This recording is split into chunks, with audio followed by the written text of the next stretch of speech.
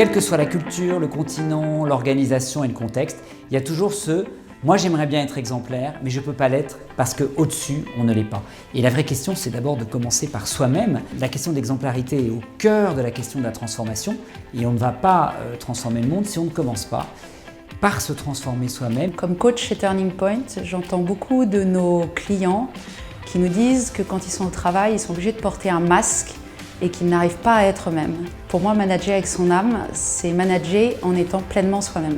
Finalement, c'est retrouver le sens profond de son humanité. C'est d'abord être un homme accompli qui cherche à développer qui il est en profondeur. Une meilleure connaissance de soi, une plus grande proximité avec soi-même pour, au fond, une plus grande proximité avec autrui. Faire une synthèse entre le management et la dimension spirituelle est un véritable défi. Ça peut paraître antinomique, business et spiritualité. Cette dimension spirituelle, on peut la définir comme cette part de nous-mêmes en quête d'absolu, en quête de beau, de bien et de vrai. Travailler sur soi, c'est permettre aux autres de grandir. Et aider nos collaborateurs à se développer et à eux-mêmes pouvoir partager et vivre leurs valeurs au sein de notre entreprise. Quand on accepte dans le cadre professionnel de partager ses défauts, ses faiblesses, ses doutes, on se rend compte qu'on en sort grandi soi, mais que les autres avec lesquels on l'a partagé